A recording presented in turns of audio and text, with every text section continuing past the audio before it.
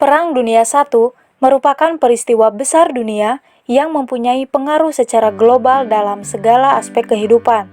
Perang Dunia I ini berlangsung selama 4 tahun, mulai dari tahun 1914 hingga tahun 1918. Dalam Perang Dunia I, kekuatan antara dua blok saling berhadapan, yang terdiri dari blok sentral yang dipimpin oleh Jerman dan blok sekutu yang dipimpin oleh Perancis. Namun pada tahun 1917, Amerika Serikat menggabungkan diri dan kedua blok sekutu diambil alih oleh Amerika Serikat. Sebagai pimpinan blok sentral, secara resmi, Republik Federal Jerman adalah sebuah negara di Eropa Tengah. Ini adalah negara terpadat kedua di Eropa setelah Rusia. Anggotanya yaitu Austria-Hongaria, sering disebut sebagai Kekaisaran Austro-Hongaria atau monarki ganda, adalah monarki konstitusional dan kekuatan besar di Eropa Tengah antara tahun 1867 dan 1918. Kemudian Kekaisaran Ottoman, kerajaan yang diciptakan oleh suku-suku Turki di Anatolia atau Asia Kecil, yang tumbuh menjadi salah satu negara terkuat di dunia selama abad ke-15 dan ke-16. Selanjutnya, Republik Bulgaria merupakan negara yang menempati bagian timur semenanjung Balkan di Eropa Tenggara. Didirikan pada abad ke-7. Bulgaria ini adalah salah satu negara tertua di benua Eropa. Sebagai pimpinan dari blok sekutu, Amerika Serikat adalah sebuah negara republik konstitusional federal yang terdiri dari 50 negara bagian dan sebuah distrik federal. Negara ini terletak di bagian tengah Amerika Utara yang menjadi lokasi dari 48 negara bagian yang saling bersebelahan, beserta distrik ibu kota Washington DC. Kemudian anggotanya yaitu Perancis, merupakan negara di barat laut Eropa. Secara historis dan budaya, di antara negara-negara terpenting di dunia barat, Perancis juga memainkan peran yang sangat penting dalam urusan internasional dengan bekas jajahan di setiap sudut dunia. Kemudian Inggris. Inggris ini sering dianggap identik dengan Pulau Britania Raya, seperti Skotlandia dan Wales. Terlepas dari warisan politik, ekonomi, dan budaya yang telah menjamin kelestarian namanya, Inggris tidak lagi secara resmi ada sebagai unit pemerintahan atau politik. Tidak seperti Skotlandia, Wales, dan Irlandia Utara yang semuanya memiliki tingkat pemerintahan sendiri yang berbeda-beda di urusan dalam negeri. Kemudian, Rusia adalah kekaisaran yang pernah ada sejak tahun 1721 sampai 1917. Kekaisaran ini adalah pendahulu Uni Soviet. Kekaisaran Rusia adalah salah satu monarki terluas yang pernah ada dalam sejarah dunia. Kekaisaran ini memiliki penduduk terbesar ketiga di dunia pada masanya setelah dinasti Qing di Tiongkok dan Imperium Britania. Kemudian Italia, negara di Eropa Selatan dan juga dianggap sebagai bagian dari Eropa Barat, sebuah republik parlementer kesatuan dengan Roma sebagai ibu kotanya, menempati sebuah semenanjung yang menjorok jauh ke Laut Mediterania. Kemudian Serbia, merupakan negara di Balkan Barat Tengah. Untuk sebagian besar, abad ke-20 itu adalah bagian dari Yugoslavia. Ibu kota Serbia adalah Beograd, sebuah kota kosmopolitan di pertemuan sungai Danube dan Sava. Kemudian Belgia, negara di barat laut Eropa ini adalah salah satu negara Eropa terkecil dan terpadat penduduknya. Awalnya Belgia memiliki bentuk pemerintahan kesatuan, namun pada tahun 1980-an dan 90-an, langkah-langkah diambil untuk mengubah Belgia menjadi negara federal dengan kekuasaan yang dibagi di antara wilayah Flanders, Wallonia, dan wilayah ibu kota Brussels. Secara budaya, Belgia adalah negara heterogen yang berada di perbatasan antara rumpun bahasa Roman dan Jermanik di Eropa Barat. Kemudian Rumania, yang merupakan negara di Eropa Tenggara. Ibu kotanya adalah Bukares. Rumania diduduki oleh pasukan Soviet pada tahun 1944 dan menjadi satelit Persatuan Republik Sosialis Soviet pada tahun 1948. Negara itu berada di bawah pemerintahan komunis dari tahun 1948 hingga 1989, ketika rezim pemimpin Rumania Nicolae Ceausescu digulingkan. Kemudian Yunani merupakan negara paling selatan di semenanjung Balkan. Pegunungan secara historis membatasi komunikasi internal, tetapi laut membuka cakrawala yang lebih luas bagi Yunani. Yunani memiliki lebih dari 2.000 pulau, di mana sekitar 170 diantaranya berpenghuni. Dengan ibu kotanya adalah Athena yang berkembang pada abad ke-20. Kemudian Portugal, terletak di sepanjang pantai Atlantik di semenanjung Iberia di Eropa Barat Daya. Portugal pernah menjadi kekuatan terbesar di benua Eropa, memiliki kesamaan geografis dan budaya dengan negara-negara di Eropa Utara dan Mediterania. Yang terakhir, Empire of Japan. Sejarah kerajaan Jepang didirikan pada tanggal 3 Januari 1868 ketika pendukung Kaisar Meiji menggulingkan Yoshinobu, shogun Tokugawa terakhir. Periode yang kemudian dikenal sebagai Restorasi Meiji memiliki titik fokus penobatan Kaisar Mutsuhito yang mengambil nama pemerintahannya Meiji atau aturan yang tercerahkan. Baik, di sini saya akan menjelaskan mengenai latar belakang terjadinya Perang Dunia Pertama. Secara umum, latar belakang terjadinya Perang Dunia Pertama disebabkan oleh adanya berbagai pertentangan antar negara dengan berbagai kepentingan politik masing-masing dan unsur perebutan daerah wilayah kekuasaan dan lain sebagainya. Adapun beberapa di antaranya, yang pertama yaitu pertentangan antara Jerman dengan Prancis dengan peristiwa di masa lalu pada tahun 1870 yang terjadi perang antar kedua negara ini yang menyebabkan hubungan antara Jerman dengan Prancis menjadi tidak baik dan sering terjadi berbagai konflik internal antara keduanya. Yang kedua yaitu pertentangan antara negara Serbia dengan Austria. Dalam hal ini, sebab pembunuhan pewaris tahta Austria Franz Ferdinand beserta istrinya yang mengakibatkan politik antara kedua negara tersebut memanas dan kedua belah pihak setuju untuk saling berperang. Dan perebutan daerah Balkan juga menjadi faktor-faktor yang akhirnya Serbia menyatakan perang terhadap Austria setelah berbagai mediasi dan perjanjian damai yang dilakukan. Namun pada akhirnya jalan satu-satunya yang ditempuh untuk menyelesaikan masalah tersebut adalah dengan berperang.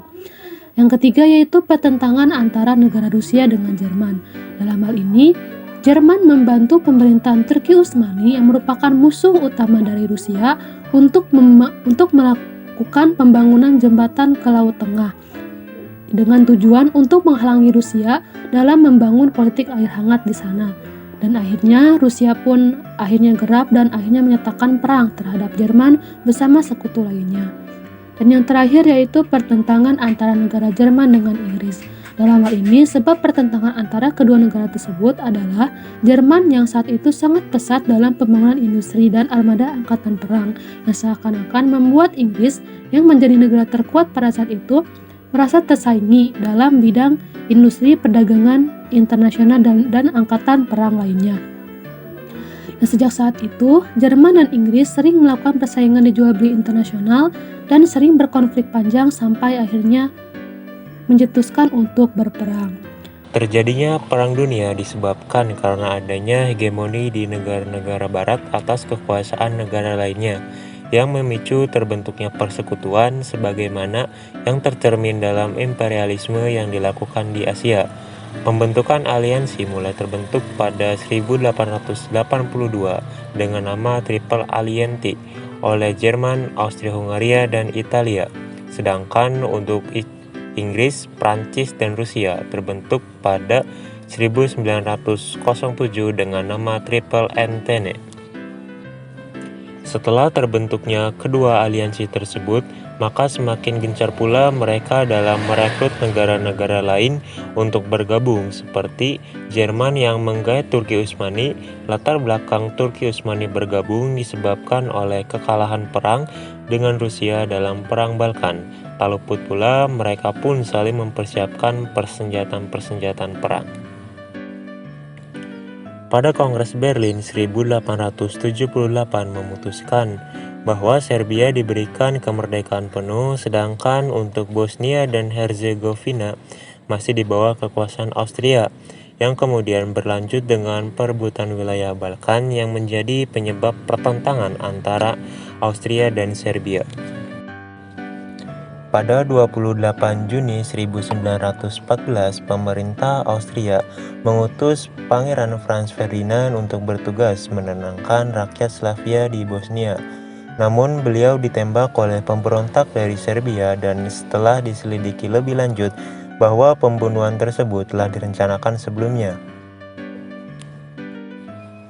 Pada 23 Juni 1941, Menteri Luar Negeri Austria Leopold von Berchtold mengeluarkan sebuah ultimatum yang berisi mengenai pemberantasan gerakan anti-Austria dan penangkapan terhadap pemberontak yang membunuh Pangeran Franz Ferdinand.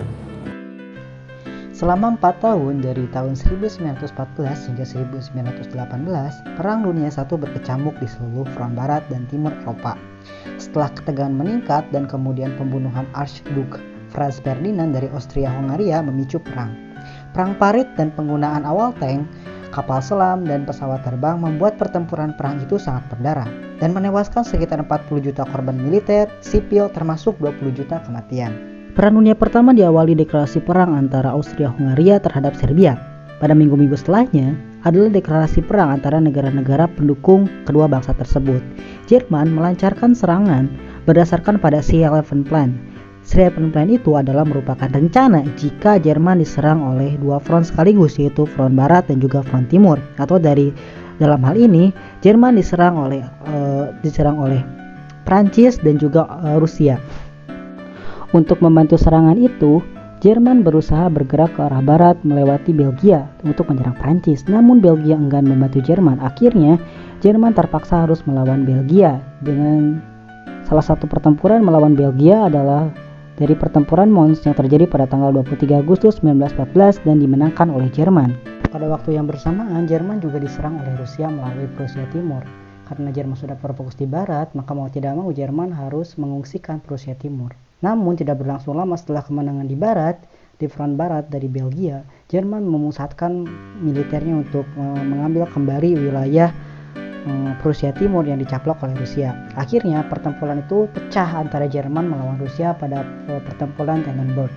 Pertempuran Tannenberg berhasil dimenangkan oleh kubu Jerman. Selanjutnya adalah pertempuran Marne Pertama. Pertempuran ini terjadi pada tanggal 6 sampai 12 September 1914. Pertempuran ini menjadi awal dari kemenangan Sekutu atas Jerman. Sekutu berhasil yang terdiri dari pasukan Inggris dan juga pasukan Prancis berhasil menghentikan serangan cepat ekspansif Jerman ke wilayah Prancis. Pertempuran Ypres Bersama terjadi pada tanggal 19 Oktober sampai 22 November 1914. Nah, pertempuran pertama terdiri dari pertempuran untuk menguasai kota Flemish di pantai utara Belgia dan memungkinkan akses ke pelabuhan Selat Inggris dan juga Laut Utara. Namun, kedua belah pihak terlibat dalam peperangan parit dan menderita banyak korban, tetapi tidak mendapatkan keuntungan yang signifikan. Setelah kekalahan dari pertempuran Marne Pertama dan juga seri pada pertempuran Ypres yang pertama, Jerman melakukan strategi defensif, yaitu dengan cara membuat parit di antara wilayah-wilayah yang sudah dikuasai oleh Jerman di wilayah Belgia dan juga wilayah Prancis. Perang parit ini juga menjadi ciri khas dari Perang Dunia Pertama. Dan salah satu perang parit yang memakan korban terbanyak yaitu pada Perang Verdun pada tanggal 21 Februari sampai 18 Desember 1916. Seperti yang sebelumnya sudah dijelaskan, dalam Perang Dunia I terdapat berbagai pertempuran yang terjadi dalam tahun 1914 hingga 1918. Dalam pertempuran ini, terdapat dua blok yang saling berbenturan, yakni blok sentral dan blok sekutu. Tidak dapat dipungkiri bahwa selama kurun waktu 4 tahun ini terjadi berbagai pertempuran yang dapat merugikan kedua belah pihak, walaupun salah satu dari mereka menerima kemenangan. Seperti dalam pertempuran Jutlandia atau dikenal juga sebagai pertempuran Skagerrak yang terjadi pada tanggal 31 Mei hingga 1 Juni 1916. Pertempuran Jutlandia merupakan pertempuran antara armada Laut Inggris dan Jerman yang terjadi di sekitar wilayah Skagerrak, Denmark. Pertempuran ini dilatar belakangi oleh pemblokadean Jerman oleh Inggris sehingga Jerman berusaha untuk menyerang armada utama Inggris. Akhir dari pertempuran ini menghasilkan pihak Inggris tetap memiliki dominasi yang kuat di wilayah Laut Utara, walaupun mengalami banyak kerugian dan ketidakseimbangan kekuasaan atas serangan Jerman yang memakan banyak korban. Lalu, ada pula serangan Brusilov, di mana merupakan serangan Rusia terbesar selama Perang Dunia I dan salah satu serangan yang paling mematikan dalam sejarah. Serangan ini berlangsung sejak 1 Juni hingga 10 Agustus 1916, di mana Rusia melakukan serangan kejutan dengan mengirimkan pasukannya ke Austria untuk mematahkan pertahanan Austria. Dampak dari serangan ini yaitu menyebabkan kekalahan pasukan Austria hingga runtuhnya Kekaisaran Austria-Hungaria. Setelah terjadi begitu banyak pertempuran yang memakan banyak korban, pada tahun 1918 dilaksanakannya perjanjian damai yang ditandatangani di Brest-Litovsk yang sekarang menjadi Belarusia oleh Blok Sentral dengan Republik Ukraina dan Uni Soviet yang mengakhiri permusuhan antara negara-negara selama Perang Dunia I. Lalu, kekalahan Jerman dalam pertempuran Saint-Mihiel dan juga ambruknya pasukan Austria di front Balkan dan Italia menunjukkan bahwa kemampuan Blok Sentral hampir berakhir. Jerman pun memutuskan melakukan upaya damai dengan pihak sekutu dengan melakukan gencatan senjata dan mengakui kekalahannya. Dengan begitu, setelah pihak Jerman melakukan gencatan senjata dan pengakuan kekalahannya, maka hal ini menunjukkan bahwa berakhirlah Perang Dunia I dan yang telah berlangsung selama 4 tahun. Berakhirnya Perang Dunia I. Perang Dunia I diakhiri dengan kemenangan Blok Sekutu dan kekalahan Blok Sentral. Penyelesaian Perang Dunia I ini dilakukan dengan mengadakan perjanjian-perjanjian perdamaian yang diantaranya sebagai berikut. Yang pertama, Perjanjian Versailles. Perjanjian ini dilakukan pada tanggal 28 Juni 1918 yang berisikan sebagai berikut. Yang pertama, Jerman menyerahkan Elsass-Lothringen kepada Prancis dan Eupen-Malmedy kepada Belgia.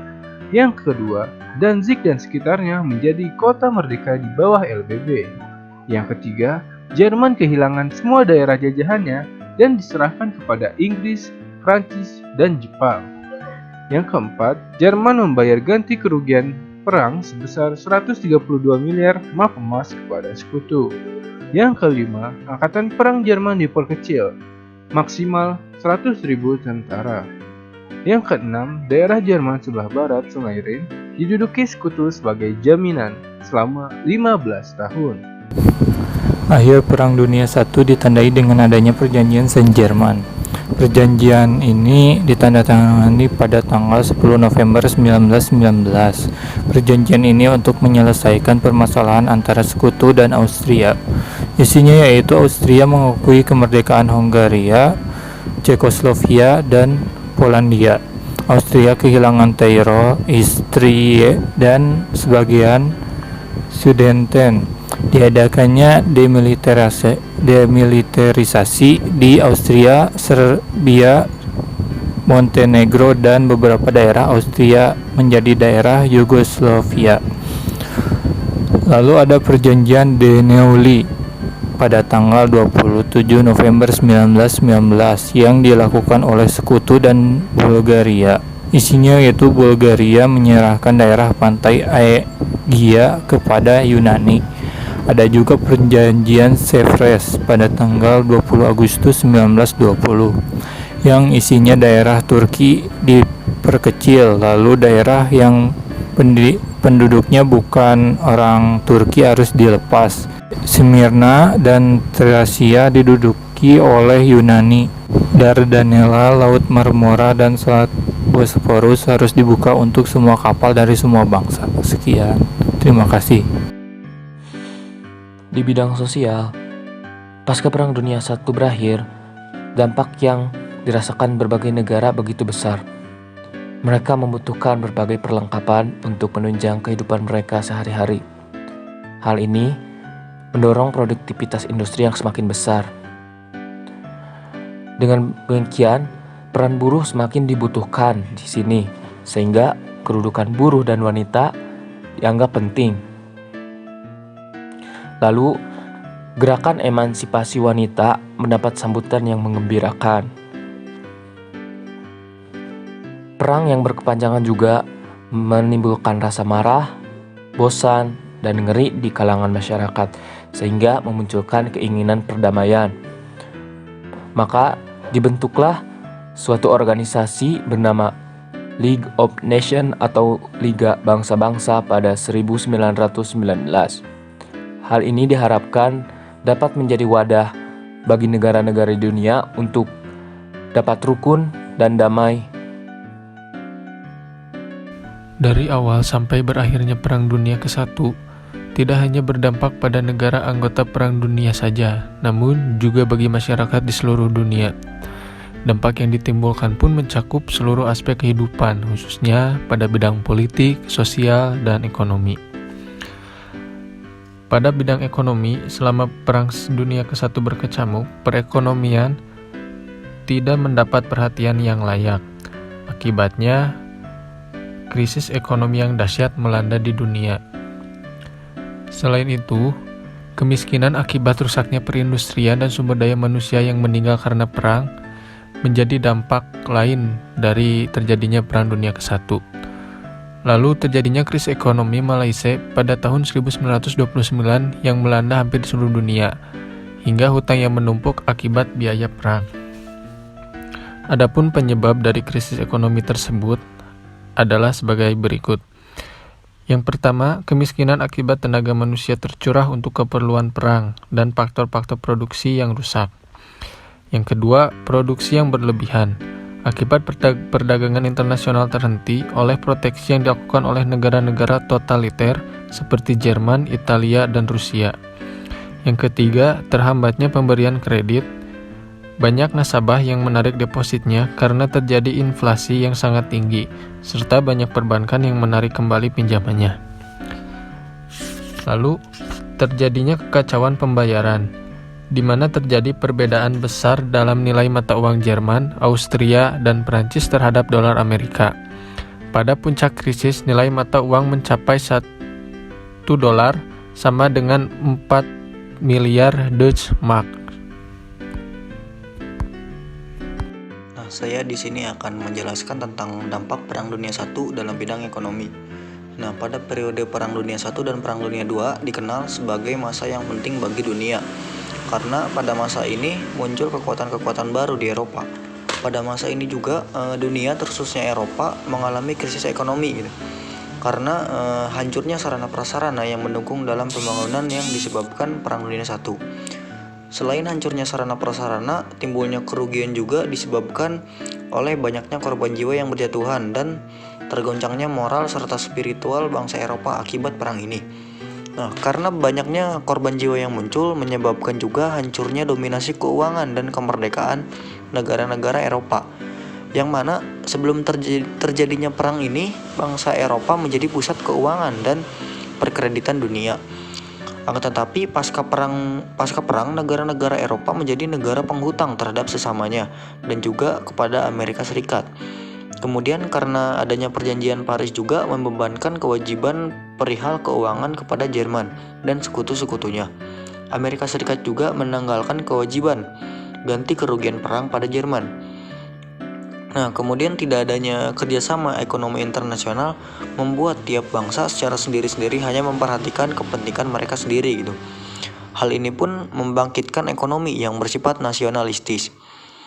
Pasar dan kondisi perdagangan yang berlaku sebelum tahun 1914 pun berubah, yang mana Rusia keluar dari tatanan ekonomi Eropa, kemudian perdagangan internasional mengikuti pola-pola baru, Amerika Serikat yang menjadi pesaing utama dan kurang bergantung lagi pada Eropa, dan Eropa tidak lagi memainkan ekonomi dunia karena mereka banyak mengeluarkan biaya untuk peperangan.